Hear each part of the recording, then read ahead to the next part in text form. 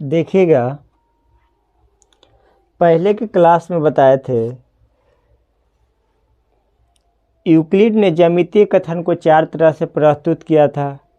अभिगृहित या स्वयं सिद्धि या आपतन था। तो बताए थे वैसा ज्यामितीय कथन जो स्वयं सिद्ध होता है उसे अभिगृहित कहते हैं। दूसरा बताए थे प्रमेय, वैसा ज्यामितीय कथन जो अभिगृहित द्वारा साबित होता हो उसे प्रमेय कहते हैं। तीसरा बताए थे वैसा ज्यामितीय कथन जो प्रमेय द्वारा साबित होता हो उसे उपप्रमेय कहते हैं।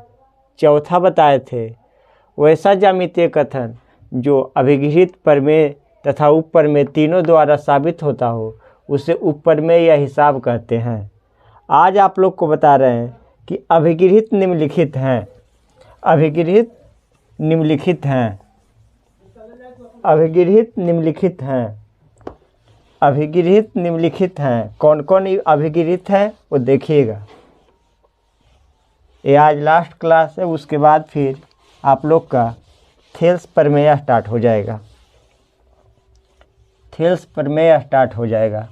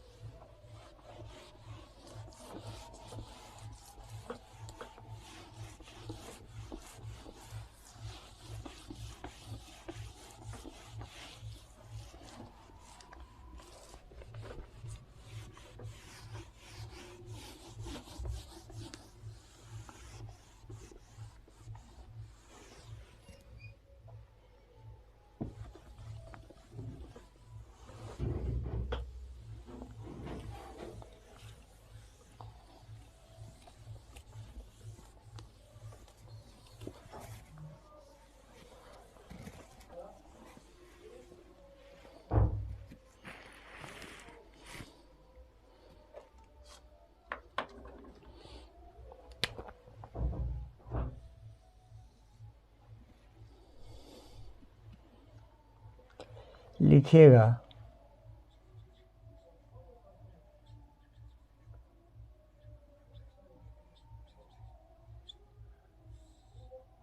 अभिगृहित निम्नलिखित है।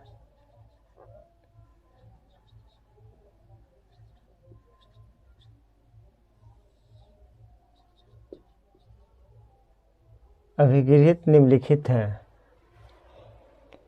पहला होता है सरल रैखिक एवं का अभिगृहित।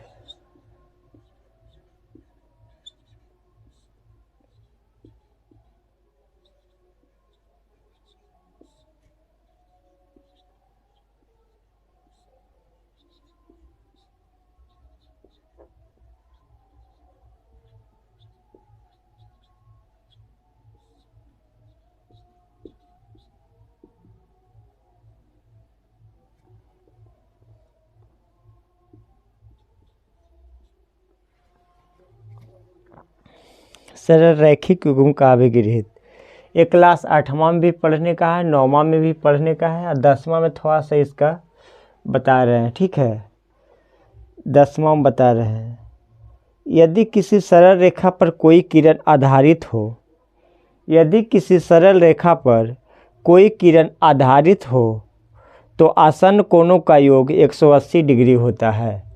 आसन्न कोणों का योग 180 डिग्री होता है। जैसे फिगर के माध्यम से समझिएगा। पहले परिभाषा लिखा देते हैं।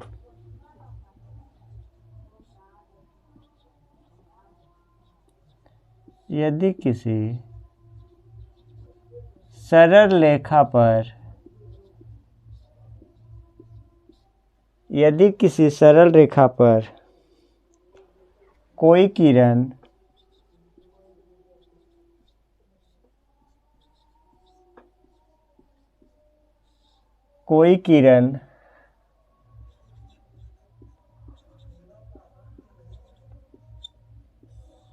यदि किसी सरल रेखा पर कोई किरण आधारित हो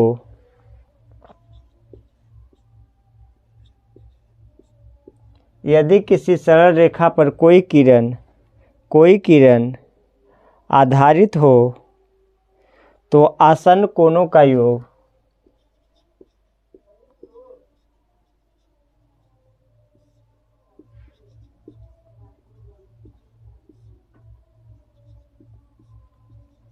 आसन कोणों का योग 180 डिग्री होता है। आसन कोणों का योग 180 डिग्री होता है। 180 डिग्री होता है।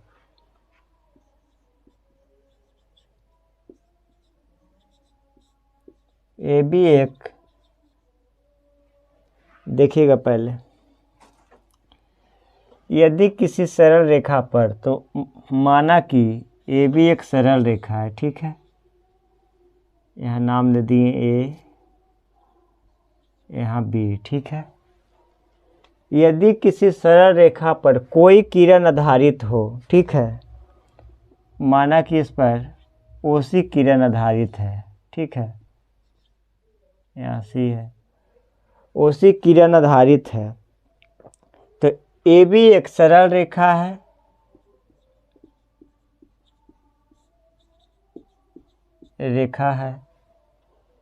इस पर ओसी किरण आधारित है,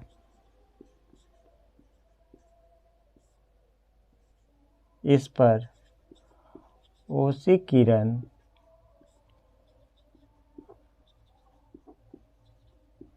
आधारित है। देखिएगा, यदि किसी सरल रेखा पर, तो माना कि ए भी एक सरल रेखा है, इस पर कोई किरण आधारित हो, तो ओसी एक किरण है, वो ए बी रेखा पर आधारित है, तो उससे बने आसन कोणों का योग, आसन कोणों का योग, यदि आसन कोण कौन कौन बनेगा, angle A O C, angle A ओ सी जोड़ एंगल बी ओ सी, बी ओ सी बराबर 180 डिग्री, 180 डिग्री, तो ये भी एक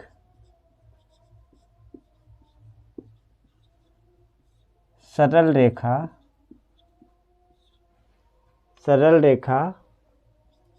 होगी, सरल रेखा होगी।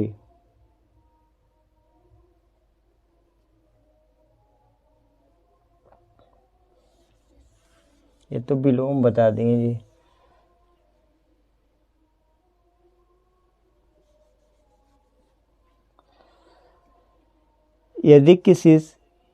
यदि किसी सरल रेखा पर एक किरण आधारित हो, तो आसन कोणों का योग 180 डिग्री होता है। देखिएगा, यदि किसी सरल रेखा पर, ए भी एक सरल रेखा, इस पर ओसी किरण आधारित हो, तो इस पर बने आसन कोणों का योग 180 डिग्री होता है। ए भी एक सरल रेखा, इस पर ओसी किरण आधारित है, तो एंगल ए ओ सी जो एंगल बी ओ सी बराबर 180 डिग्री, ठीक है। ये तो हो गया सरल रैखिक युग्म। अब दूसरा है सरल रैखिक युग्म के अभिगृहित का विलोम, इसका उल्टा हो जाएगा। सरल रैखिक युग्म के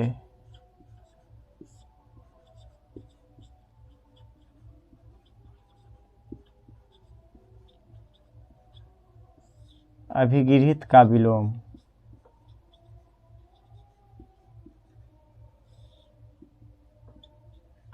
अभिगृहित का विलोम, अभिगृहित का विलोम। ये क्या होता है, किसी रेखा पर यह पहले से दिया हुआ रहता था कि यदि किसी सरल रेखा पर कोई किरण आधारित हो, तो आसन कोणों का योग 180 डिग्री होता है। पहले ही से दिया हुआ रहता था सरल रैखिक युग्म के अभिगृहित से कि वह सरल रेखा है, और उसका अपोजिट में क्या है कि यह कोई किसी रेखा पर किसी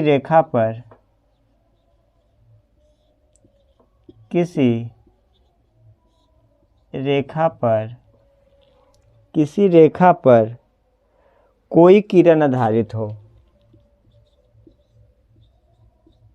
कोई किरण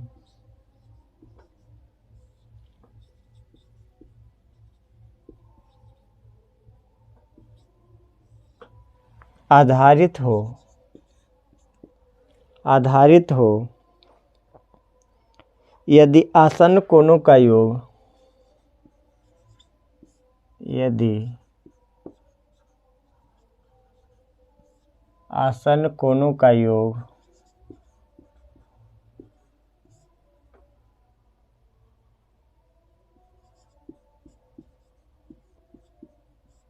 आसन्न कोणों का योग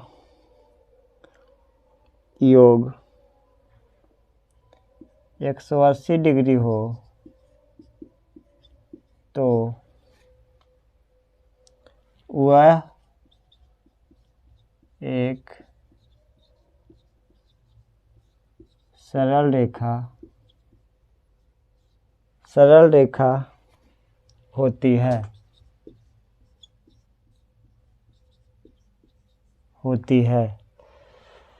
सरल रेखा होती है। देखिएगा, माना कि कोई रेखा है, इस पर ए बी एक बिंदु है और इस पर ओसी किरण आधारित है। ओसी किरण आधारित है, ठीक है। तो यहाँ पे क्या लिखेंगे, ए भी एक रेखा है, इस पर ओसी किरण आधारित है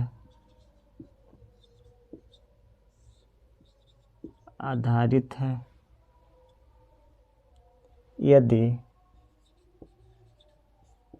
एंगल AOC जोड़ एंगल BOC बराबर 180 डिग्री तो ये भी एक सरल रेखा होगी।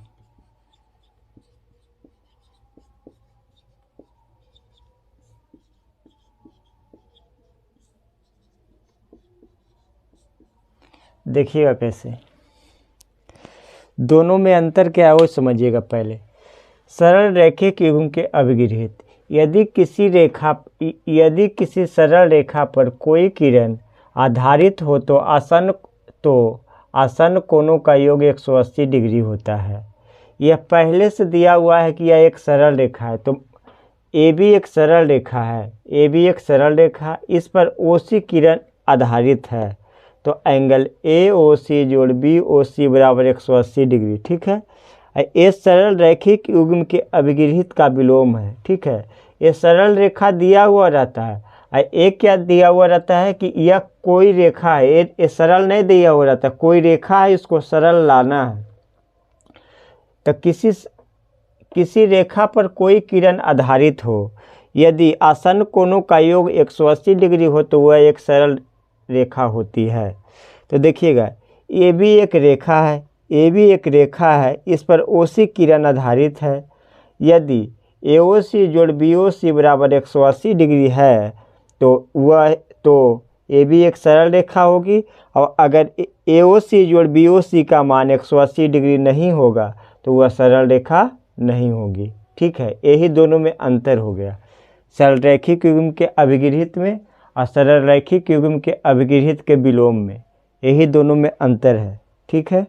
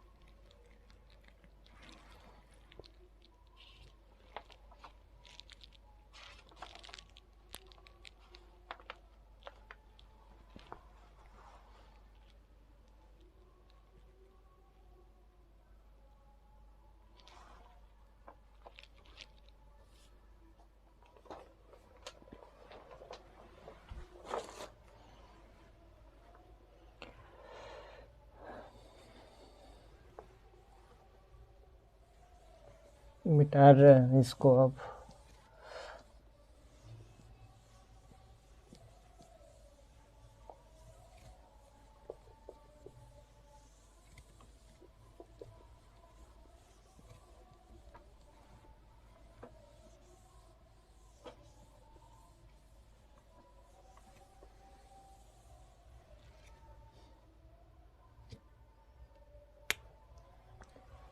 तीसरा है संगत कोण का अभिगृहित।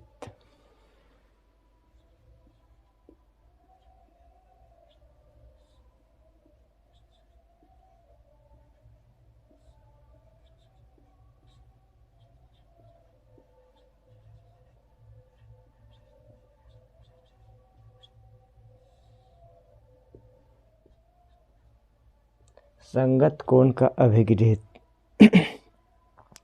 जब दो समांतर रेखाओं को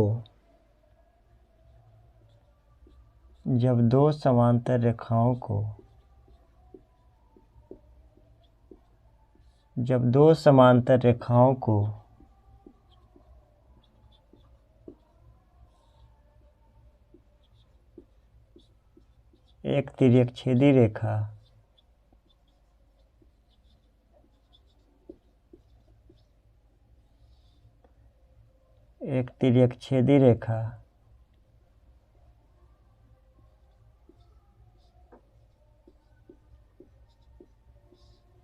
जब दो समांतर रेखाओं को एक तिर्यकछेदी रेखा काटती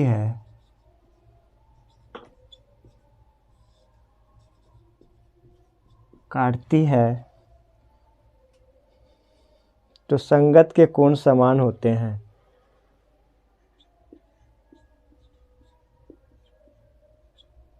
संगत के कोण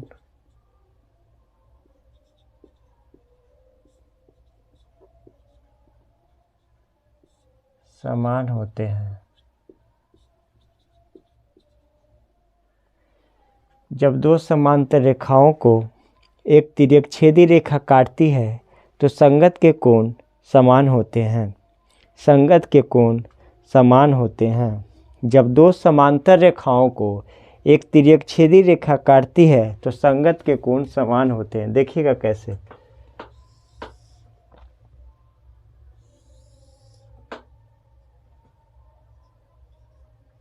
ये एल है और ये एम है। ठीक है। इसको एक तिर्यकछेदी रेखा काट रही है।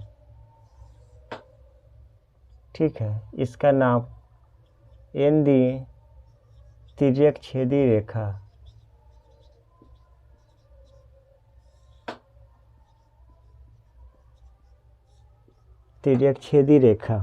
ठीक है। अब देखिए इसमें बताए थे हम यहाँ पे 360 डिग्री का 1 2 3 4 5 6 7 8। ठीक है, 8 कोण बनता है। ठीक है, 8 कोण बनता है यहाँ पे। तो क्या बोले हम, जब दो समांतर रेखाओं को एक तिर्यकछेदी रेखा काटती है तो संगत के कोण समान होते हैं। संगत के कोण समान होते हैं। संगत के कोण समान होते हैं। संगत के कोण समान होते हैं। एक का संगत क्या होगा, एक का संगत 5, 2 का संगत 6, 3 का संगत 8, 4 का संगत 7। एक का संगत 5, एक का संगत 5,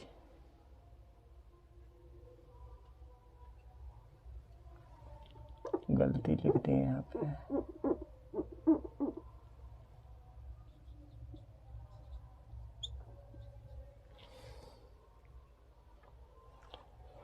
एक का संगत 5, 2 का संगत 6, ठीक है, 3 का संगत 7, 4 का संगत 8। ठीक है, ये हुआ संगत का कोण। यदि एल समांतर एम हो क्या बोल रहा है, जब दो समांतर रेखाओं को एक तिर्यकछेदी रेखा काटती है तो संगत के कोण समान होते हैं। तो एल और एम, यदि एल और एम, एल समांतर एम हो, यदि एल समांतर एम हो तो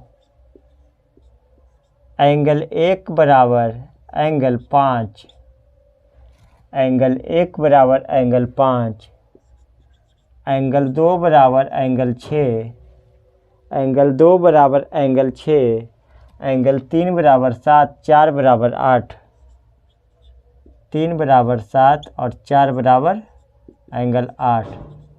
ये सब क्या से हो जाएगा, संगत कोण से, संगत कोण से, संगत कोण से, संगत कोण से, ठीक है। एंगल 1 बराबर 5 हो जाएगा, एंगल 2 बराबर 6 होगा, 3 बराबर 7 होगा, 4 बराबर 8 होगा। मतलब संगत कोण से, संगत कोण से 1 का संगत कोण 5 है, 2 का संगत कोण 6 है, 3 का संगत कोण 7 है और 4 का संगत कोण 8 है। ये तो संगत कोण का अभिगृहित हो गया। जब दो समांतर रेखाओं को एक तिर्यकछेदी रेखा काटती है तो संगत के कोण समान होते हैं। यदि एल समांतर एम हो तो एंगल 1 बराबर 5, एंगल 2 बराबर 6, एंगल 3 बराबर 7 और एंगल 4 बराबर 8 संगत कोण से। अब लास्ट है संगत कोण के अभिगृहित का विलोम, संगत कोण के अभिगृहित का विलोम, संगत कोण के अभिगृहित का विलोम, संगत कोण के अभिगृहित का विलोम, अभिगृहित का विलोम, संगत कोण के अभिगृहित का विलोम।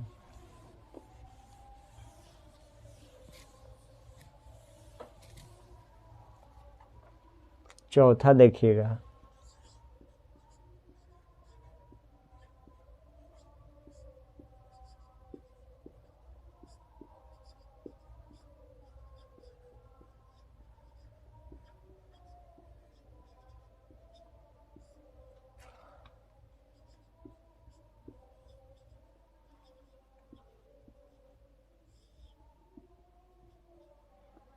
संगत कोण के अभिगृहित का विलोम। इसमें देखिएगा, जब दो रेखाओं को, जब दो रेखाओं को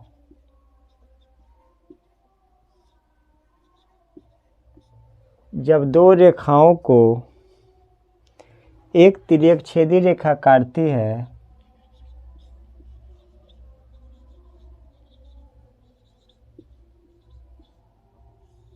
एक तिर्यकछेदी रेखा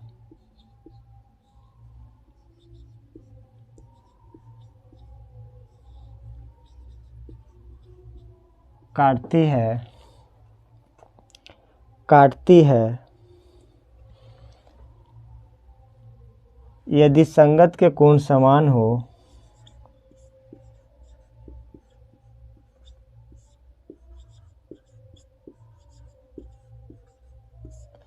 देखिएगा, जब दो समांतर रेखाओं को एक तिर्यकछेदी रेखा काटती है यदि संगत के कोण समान हो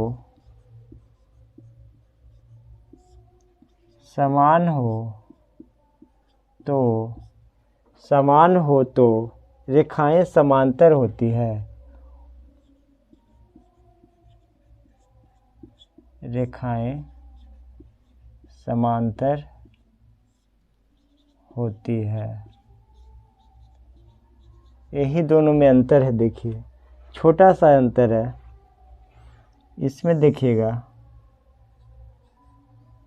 कि एल और एम कोई रेखा है, उसको एन तिर्यकछेदी रेखा काट रही है, ठीक है।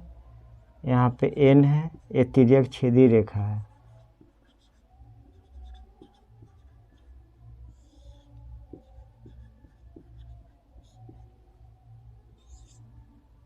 आठ कोण बनता है, 3 4 5 6 7 8, ठीक है।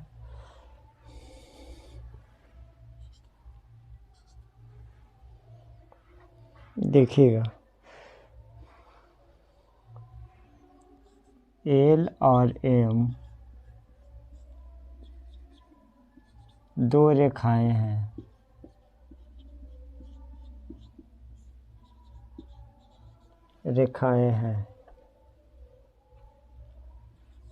यदि एंगल 1 बराबर 5, एंगल 2 बराबर एंगल 6, एंगल 3 बराबर एंगल 7, एंगल 4 बराबर एंगल 8 हो तो एल समांतर एम होगी,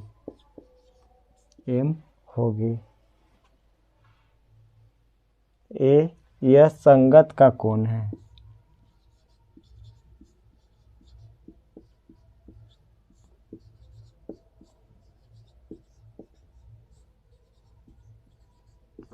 देखिएगा दोनों में अंतर क्या है, अंतर निकाल लीजिएगा, समझ जाइएगा। जैसे संगत कोण के अभिगृहित था, संगत कोण के अभिगृहित का विलोम था। एक में एक सरल रेखा दिया हुआ रहता था और एक सरल रेखा लाना रहता था। इसमें क्या है, जब दो समांतर रेखाओं को एक तिर्यकछेदी रेखा काटती है तो संगत के कोण समान होते हैं। इसमें पहला में समांतर रेखा दिया हुआ है और दूसरा में समांतर रेखा लाना है, वही है। देखिए अंतर, जब दो समांतर रेखाओं को, पहला में संगत कोण का अभिगृहित है, उसमें दो समांतर रेखा दिया हुआ है, इसमें जब दो रेखाओं को, मतलब ये सिंपल रेखा है और पहला में समांतर रेखा है, ठीक है। तो जब समांतर रेखा दिया हुआ रहता था तो सिर्फ हमको यदि एल समांतर एम हो तो संगत कोण लाना होता था, ठीक है। इसमें दो रेखा सिंपल, एक रेखा दो को दिया हुआ है, उसको एक तिर्यकछेदी रेखा काटती है तो हमको यही, अगर समांतर, तो यदि संगत का कोण समान होगा तो रेखाएं समांतर होगी, और अगर संगत का कोण समान नहीं होगा तो रेखाएं समांतर नहीं होगी। यही दोनों में अंतर है। देखिएगा फिगर तो सेम और सही है। देखिएगा यदि एल समांतर एम तो एंगल 1 बराबर 5, 2 बराबर 6, 3 बराबर 7, 4 बराबर 8, यह संगत कोण से हुआ, ठीक है। यहाँ देखिएगा एल और एम दो रेखाएं हैं, सिंपल रेखा है, यह क्या है, समांतर था, यदि एल समांतर एम हो, ठीक है। यही अंतर है। तो एंगल 1 बराबर 5, 2 बराबर 6, 3 बराबर 7, 4 बराबर 8, यह संगत का कोण है, ठीक है। तो एल समांतर एम होगी। यदि संगत का कोण समांतर होगा, ये अगर 1 बराबर 5, 2 बराबर 6, 3 बराबर 7 और 4 बराबर 8 सारा रूल फॉलो करेगा तो रेखाएं समांतर होगी, अगर फॉलो नहीं करेगा तो रेखाएं समांतर नहीं होगी। यही है दोनों में अंतर। बाकी तो ये 8 में भी पढ़ने का है, 9 में भी पढ़ने का, आप लोग देखे होंगे। अब छोटा सा एक और टॉपिक बचा हुआ है, उसको देख लीजिए तो ये फिर ख़त्म हो जाएगा।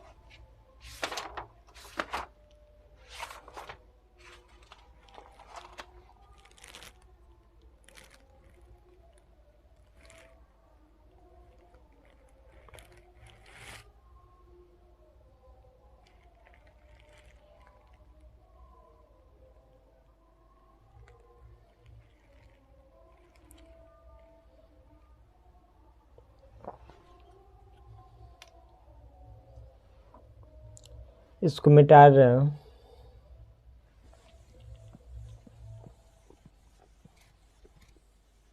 दस मिनट का एक टॉपिक और है, उसको देख लीजिए, उसके बाद फिर अगला क्लास है थेल्स पर में चालू हो जाएगा।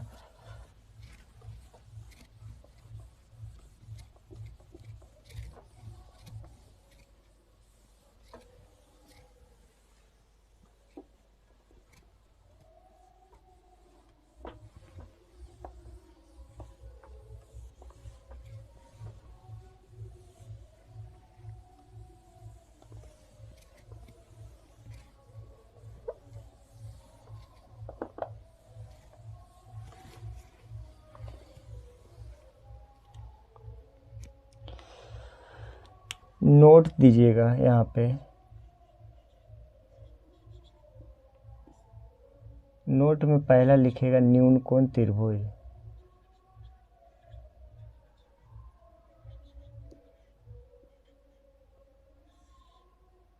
न्यून कोण त्रिभुज।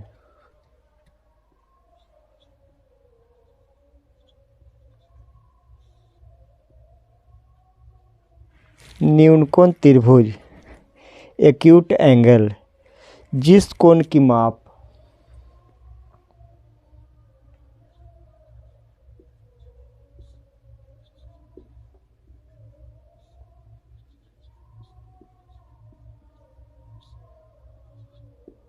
जीरो डिग्री से बड़ा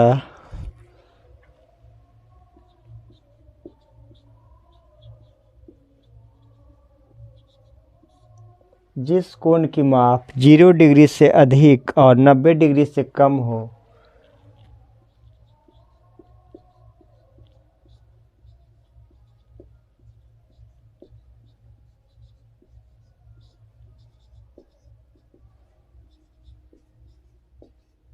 उसे न्यून कोण कहते हैं।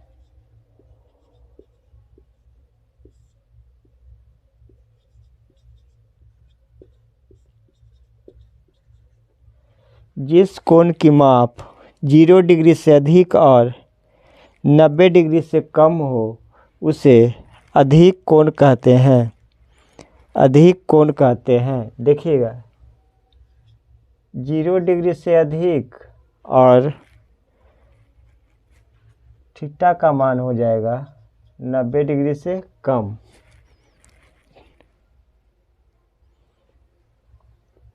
जीरो डिग्री से अधिक और थीटा का मान 90 डिग्री से कम।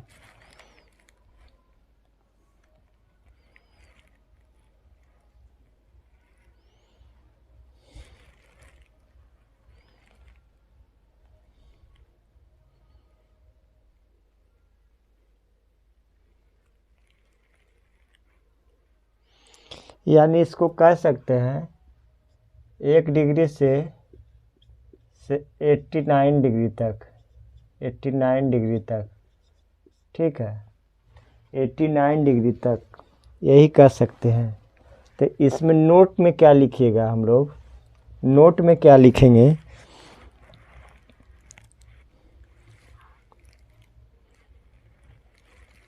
इसका पहले फिगर देख लीजिए न्यून कोण का।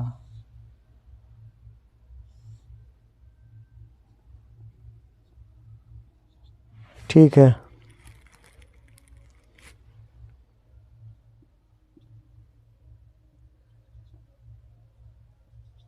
छिट्टा हो गया। ठीक है, तो इसमें क्या लिखेंगे, ये तो न्यून कोण बताए, इसमें लिखिएगा स्टार दे करके, ये पहला में हो गया। ठीक है, स्टार दे के क्या लिखेंगे, न्यून कोण त्रिभुज के शीर्ष लंब आधार पर होता है।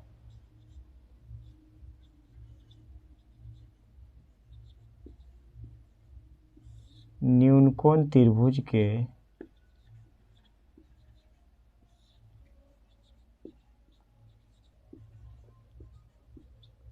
शीर्ष लंब आधार पे होता है।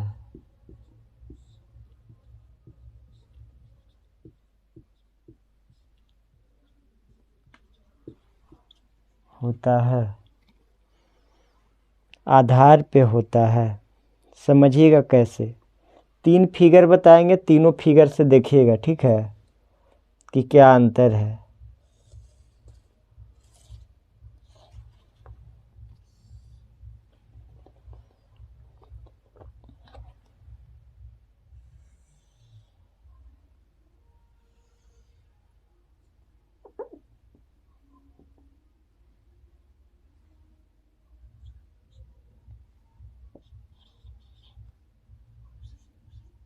ठीक है,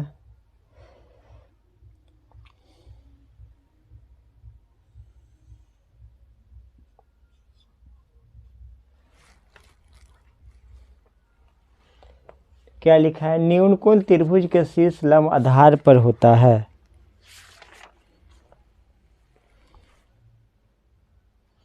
शीर्ष लंब आधार पे होता है।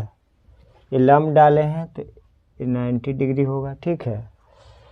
शीर्ष लंब आधार पे होता है तो त्रिभुज का क्षेत्रफल क्या होता है? तो एरिया ऑफ त्रिभुज, एरिया ऑफ त्रिभुज ABC क्या होगा? 1/2 गुने आधार गुने ऊंचाई। अब देखिएगा, न्यूनकोण त्रिभुज के शीर्ष लंब आधार पर होता है। शीर्ष लंब क्या हो? AD लंब हो गया और BC क्या हो गया? आधार हो गया। तो एरिया ऑफ त्रिभुज ABC हम बोल सकते हैं 1/2 गुने आधार क्या हो गया? BC, और ऊंचाई क्या हो गया? AD हो गया। तो BC गुना AD हो गया, ठीक है। न्यूनकोण त्रिभुज के शीर्ष लंब आधार पर होते हैं। शीर्ष लंब जो AD लंब है वो आधार पर है कि नहीं? BC पे। तो एरिया ऑफ त्रिभुज ABC बराबर 1/2 गुने आधार गुने ऊंचाई, तो आधार BC ऊंचाई AD, तो 1/2 गुने BC गुने AD। ये तो फिगर A हो गया, ठीक है। A में B में देखिएगा, B में देखिएगा, ठीक है। यही फिगर को हम इस तरह से बना सकते हैं।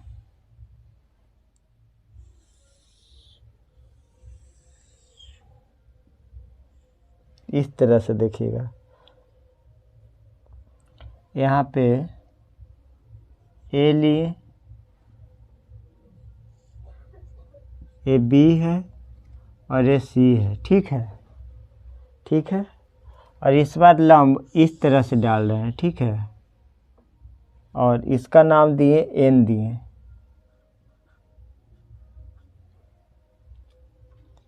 ठीक है। तो इसका एरिया क्या होगा? एरिया ऑफ त्रिभुज ABC बराबर क्या होगा? 1/2 गुने आधार गुने ऊंचाई। इसमें आधार कौन हो गया? आधार इस बार क्या हो गया? AB हो गया, और लंब क्या हो गया? NC। तो AB गुने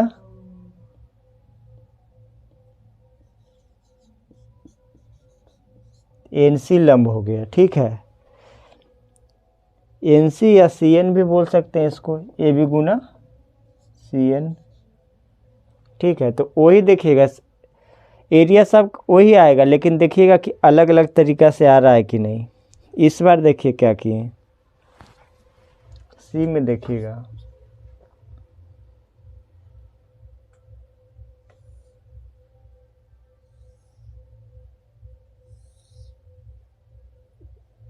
ठीक है।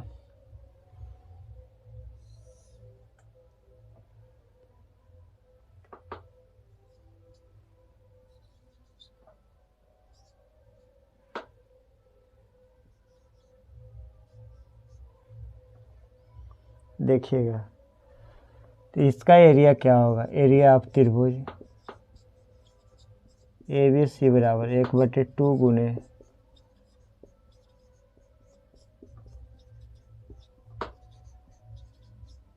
ऊंचाई। तो इसमें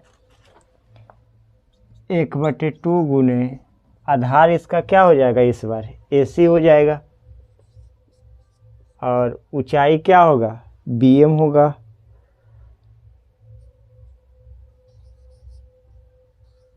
BM होगा, BM होगा। यही देखिए कहना चाह रहे थे कि न्यूनकोण त्रिभुज के शीर्ष लंब आधार पर होता है। जब भी इसका लंब पड़ेगा वो आधार पे होगा, चाहे कोई भी स्थिति में हो।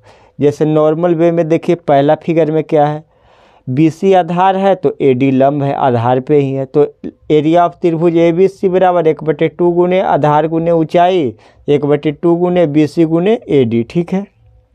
दूसरा फिगर में देखिएगा, फिगर भले दूसरा टाइप का, लेकिन आधार क्या है, इस बार AN आधार हो गया और CN लंब हो गया। तो एरिया ऑफ त्रिभुज ABC बराबर क्या होगा, 1/2 आधार गुने ऊंचाई, तो AB गुने CN हो गया। इसमें देखिएगा AB एरिया ऑफ त्रिभुज ABC है तो 1/2 आधार गुने ऊंचाई, तो इस बार क्या है, आधार हो गया AC और लंब हो गया BM। ठीक है। तो यही है, ये हो गया न्यूनकोण त्रिभुज। अब एक और छोटा सा बचा हुआ है, अधिक कोण त्रिभुज। अधिक कोण त्रिभुज, तो अधिक कोण त्रिभुज के शीर्ष लंब आधार के बढ़ाए हुए भाग पर होती है। आधार के बढ़ाए हुए भाग पर होती है।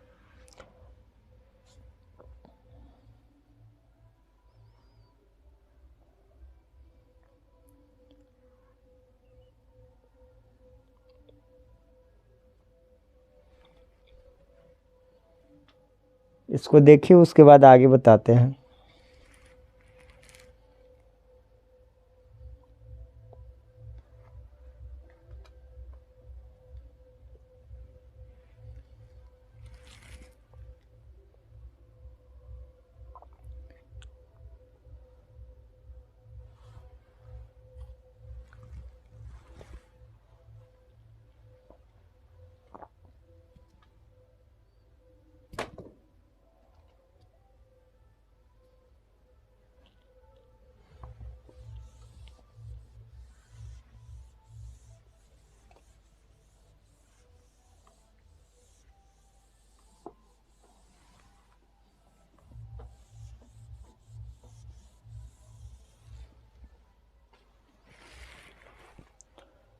नोट नंबर 2 में लिखिएगा,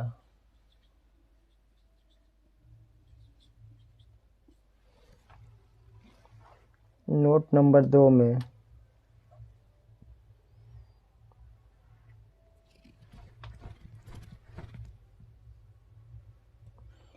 अधिक कोण त्रिभुज में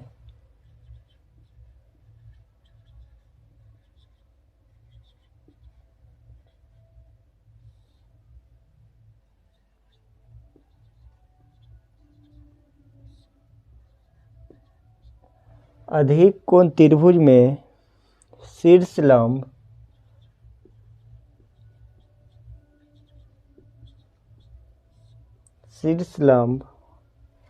आधार के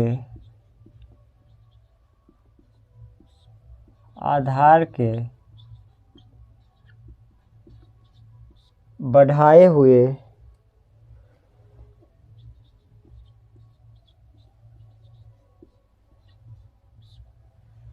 आधार के बढ़ाए हुए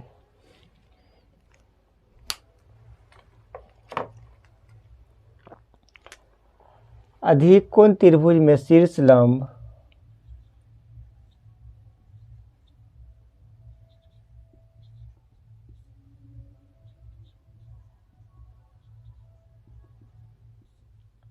आधार के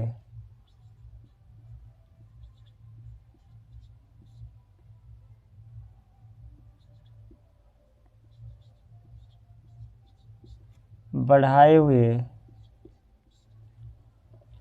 अधिक कोण त्रिभुज में शीर्ष लंब आधार के बढ़ाए हुए भाग पर होती है।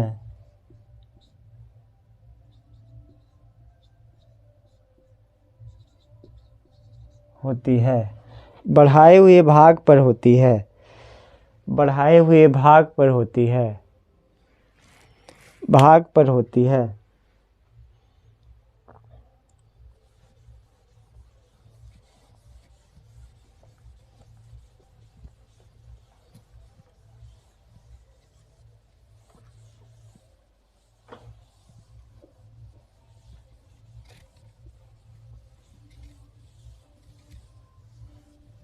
ये भी फिगर के माध्यम से समझिएगा।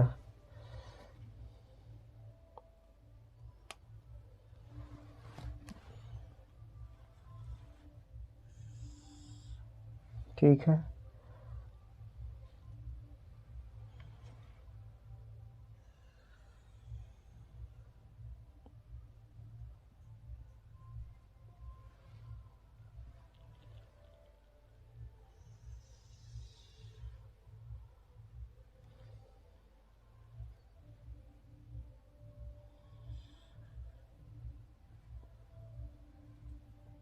बढ़ाया हुआ भाग ए है।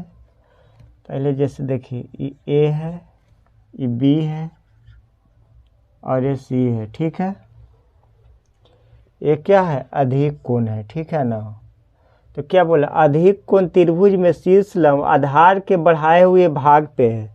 अगर BC आधार है तो इसको हम इधर बढ़ाएंगे।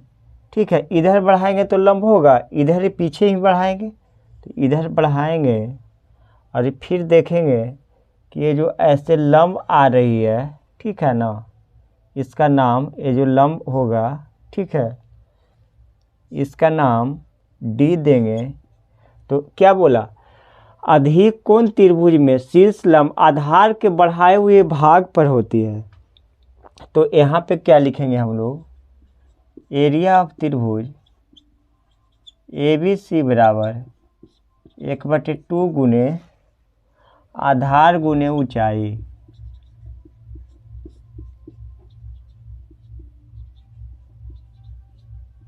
आधार गुने ऊंचाई, तो 1/2 आधार। आधार हम लोग का क्या है? BC है। और ऊंचाई क्या है? AD हो गया, जो बढ़ाए हुए BC के बढ़ाए हुए भाग पे है। तो AD हो गया, ऊंचाई हो गया। यही कहा गया है कि अधिक कोण त्रिभुज में शीर्ष लंब जो होता है आधार के बढ़ाए हुए भाग पे होती है। तो एरिया ऑफ, देखिए सबसे पहले ABC एक अधिक कोण त्रिभुज है। तो इसमें जो शीर्ष लंब होगा जो BC के बढ़ाए हुए भाग पर, तो BC को पीछे की ओर बढ़ाएंगे तो एक A से एक समांतर रेखा खींचेंगे तो क्या होगा? AD लंब पड़ेगा। तो वही हो जाएगा 1/2 गुने BC आधार हो जाएगा और AD बढ़ाए हुए भाग पे लंब हो जाएगा। ठीक है, ये तो पहला कंडीशन है। अब देखिएगा दूसरा फिगर के माध्यम से देखिएगा। दूसरा फिगर के माध्यम से देखिएगा, जैसे देखिएगा,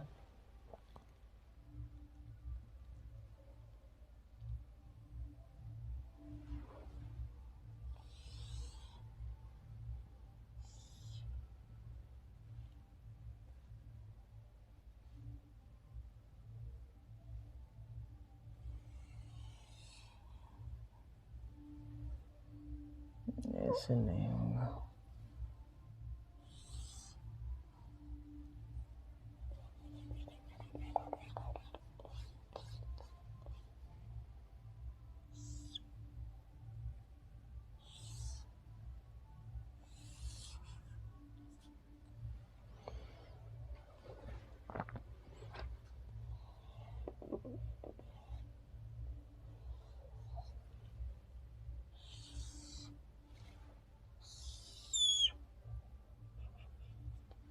ठीक है, ये अधिक कोण त्रिभुज हम मान लिए।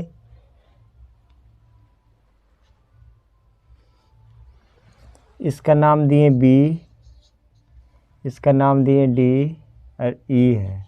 ठीक है, अगर BED है तब एरिया ऑफ त्रिभुज BED बराबर क्या होगा? 1/2 गुने आधार गुने ऊंचाई। ठीक है, तो 1/2, इसका आधार क्या हो जाएगा? आधार क्या होगा? DB आधार हो जाएगा। ठीक है, और DB को हम आगे की ओर बढ़ाएंगे,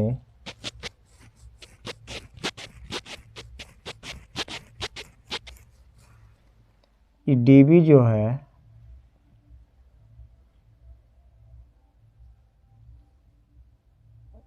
तो फिगर ऐसे नहीं होगा जी,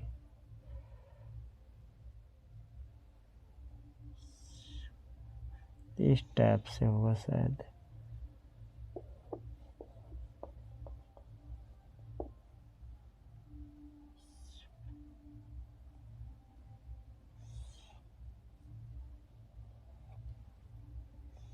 इस टाइप से देखिए, तब अधिक कोण होगा। ठीक है, अब फिर देखिए डी बी ई में, बी डी ई में, बी डी ई एक अधिक कोण त्रिभुज है। ठीक है, तो एरिया ऑफ त्रिभुज ए बी डी ई बराबर 1/2 गुने आधार गुने ऊंचाई। ठीक है, तो अब देखिए ये बी डी जो आधार है इसको हम आगे की ओर बढ़ा रहे हैं। ठीक है, इधर हम बढ़ाएंगे।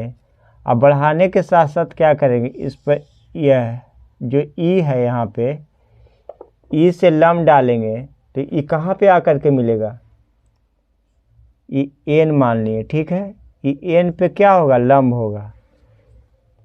ई एन पे क्या होगा,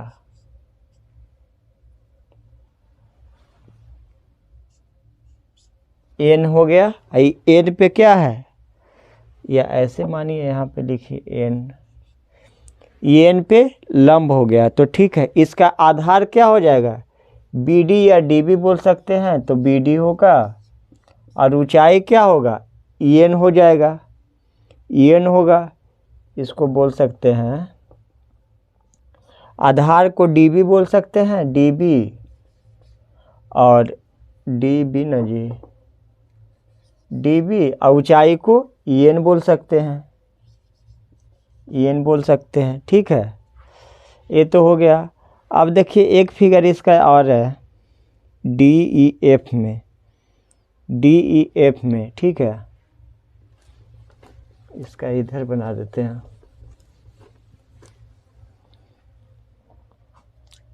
इस तरह से होगा ये, देखिए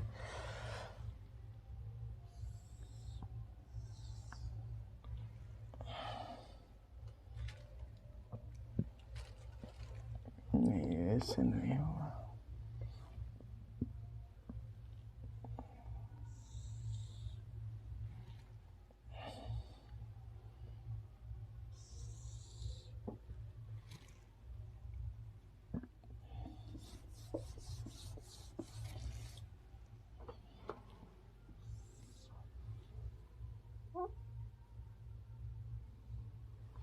ठीक है,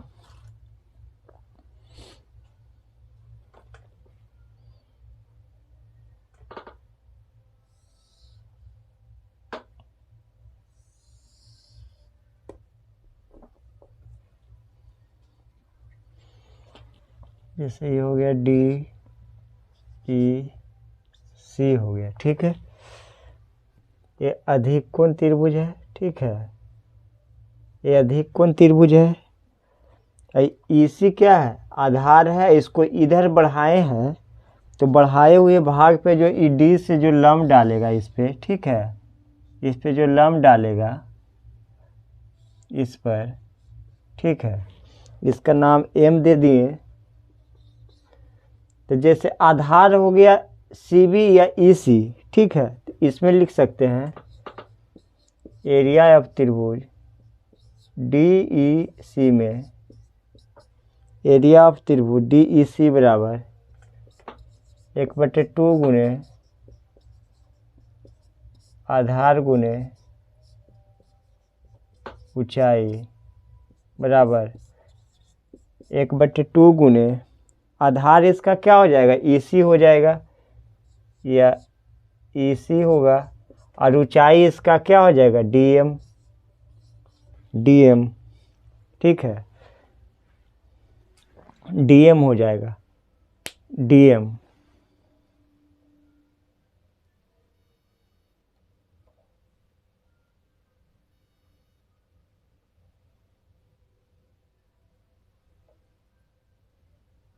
डीएम हो जाएगा। देखिएगा थोड़ा सा फिर से समझ लीजिएगा, फिगर में थोड़ा सा दिक्कत हुआ। अधिक कोण त्रिभुज में शीर्ष लंब आधार के बढ़ाए हुए भाग पे होती है। जैसे देखिएगा ए बी सी एक अधिक कोण त्रिभुज है, तो 1/2 गुने आधार गुने ऊंचाई। तो आधार तो इसका मेन रूप से BC है, तो क्या बोले शीर्ष लंब जो होता है, ऊंचाई जो होता है, आधार के बढ़ाए हुए भाग पे होता है। तो ये BC को हम पीछे की ओर D तक बढ़ाए हैं और A को D से मिलाए हैं, तो ये क्या होगा, आधार पे लंब हो गया, ठीक है ना। तो वही हो गया 1/2 गुने BC गुने ऊंचाई, AD हो गया इसका ऊंचाई, शीर्ष लंब हो गया, ठीक है। दूसरा फिगर में देखिएगा, फिगर में थोड़ा सा दिक्कत है। त्रिभुज BDE में BDE एक अधिक कोण त्रिभुज है, ठीक है ना। अब BD जो है आधार है और आधार BD को आगे की ओर ले गए N तक, ठीक है, N तक ले गए हैं और E को N से मिलाए हैं, तो ये क्या हो गया, लंब हो गया, शीर्ष लंब हो गया। तो एरिया ऑफ त्रिभुज BDE में 1/2 गुने आधार हो गया DB और ऊंचाई हो गया EN, ठीक है। और इसमें देखिएगा ये 3 नंबर का जो फिगर है, 3 नंबर का जो C में है, इसमें ADE, इसमें त्रिभुज एरिया ऑफ त्रिभुज DEC एक अधिक कोण त्रिभुज है, ठीक है ना। तो क्या है, EC के बढ़ाए हुए भाग M है, EC के बढ़ाए हुए भाग क्या है, M है, ठीक है। EC का बढ़ाया हुआ भाग M है, ठीक है। तो M और DM लंब है EC पे, ठीक है, EC के बढ़ाए हुए भाग पे। तो एरिया ऑफ त्रिभुज DEC बराबर 1/2 गुने आधार EC है, तो EC गुने ऊंचाई क्या है, DM, यही है। यही इतना नोट था। उसके बाद कल आप लोग को थेल्स प्रमेय स्टार्ट कर देंगे, देख लीजिए एक बार।